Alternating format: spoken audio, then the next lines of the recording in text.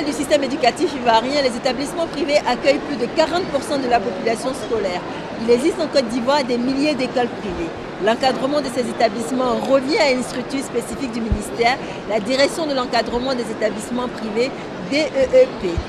Au primaire ou dans l'établissement secondaire, comment sont autorisés les établissements privés? Quelles obligations doivent-ils remplir? Comment sont-ils contrôlés?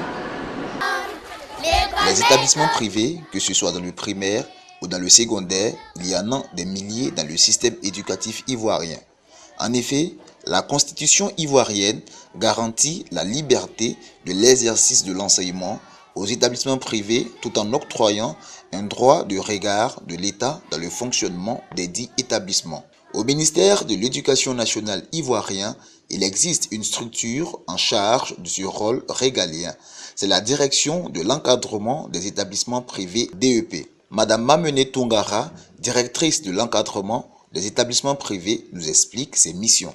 Quand un opérateur veut créer un établissement à Abidjan comme à l'intérieur du pays, il doit déposer donc des dossiers, il doit remplir des conditions de création d'un établissement. Il y a plusieurs étapes pour créer un établissement. Vous avez d'abord la demande pour l'agrément relatif à la création d'un établissement par rapport au terrain que l'opérateur veut utiliser pour construire. Et il nous faut aller visiter cet établissement pour donner un OK au promoteur qui, dans un deuxième temps, va construire son établissement. Après donc ce point, nous pouvons dire que la DEP donne, après donc les agréments de création, délivre les autorisations d'ouverture. Ensuite, les autorisations de reconnaissance. C'est-à-dire qu'un établissement peut avoir l'autorisation de fonctionner, mais il faut que pour recevoir des élèves affectés, il respecte des conditions optimum qui permettent aux enfants d'entrer dans un établissement public comme dans un établissement privé et d'être soumis aux mêmes normes sur le plan pédagogique, sur le plan administratif, que les enfants ne soient pas lésés parce qu'ils sont dans un type d'enseignement ou un autre. Les établissements doivent fonctionner et offrir le même type d'enseignement, que ce soit au privé ou au public. Et les normes de fonctionnement aussi exigent que les enseignants de ces établissements privés obtiennent une autorisation d'enseigner pour les enseignants, une autorisation de diriger pour le directeur des études et une autorisation pour les éducateurs. La direction a pour principale mission de garantir la qualité du service public d'enseignement dispensé dans le secteur privé. La reconnaissance des établissements privés se fait à travers des étapes auxquelles sont tenus les promoteurs pour obtenir le précieux sésame. Monsieur Kwasi Lazare, directeur général, est un homme heureux aujourd'hui. Le dernier né de leur groupe vient d'obtenir la reconnaissance du ministère, dernière étape du processus d'accréditation. Il revient pour nous sur les démarches qui ont prévalu. L'histoire commence en 2008, 2009, 2010, où il fallait d'abord faire une demande d'autorisation de construction auprès des autorités du district et du ministère de la Construction. Et ensuite, après cette étape, il fallait donc adresser une demande de création d'école auprès du ministère de l'Éducation nationale, qui siège en commission.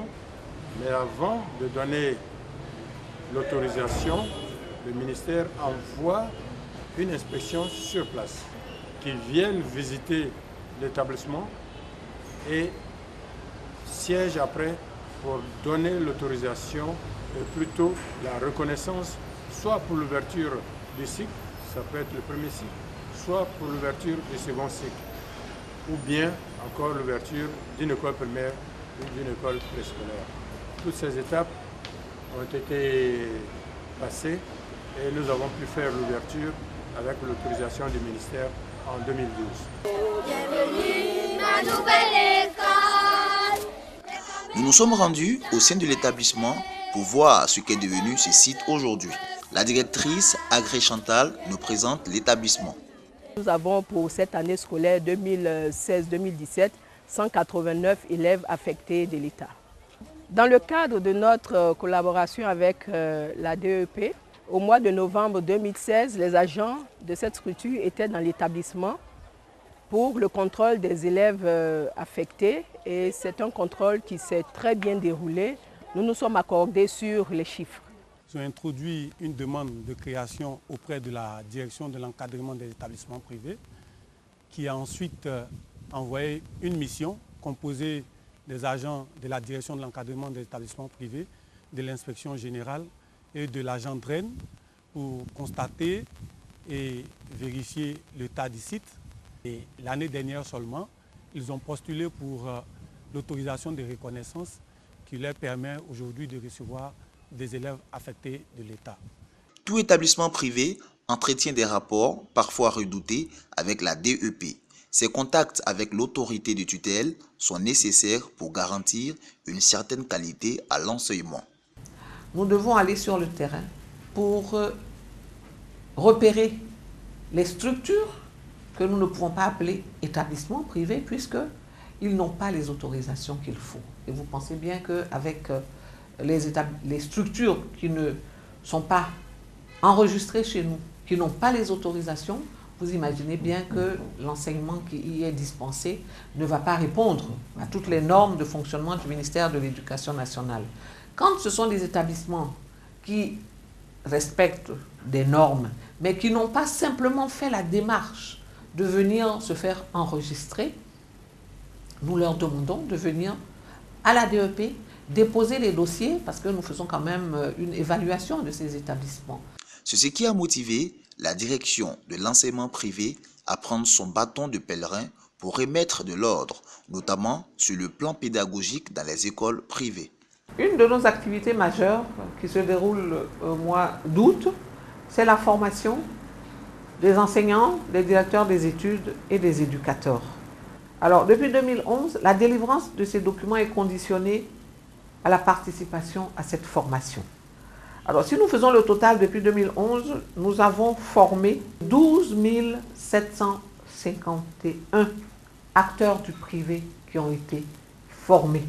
Les établissements privés jouent un rôle majeur dans le système éducatif ivoirien dont le secteur public ne peut à lui seul absorber tous les élèves scolarisés. La loi sur l'école obligatoire, rare sur le continent, est venue confirmer cette réalité malgré les efforts importants de construction de classes dans le public. À l'école, le partenariat public-privé est plus que jamais de mise. Bienvenue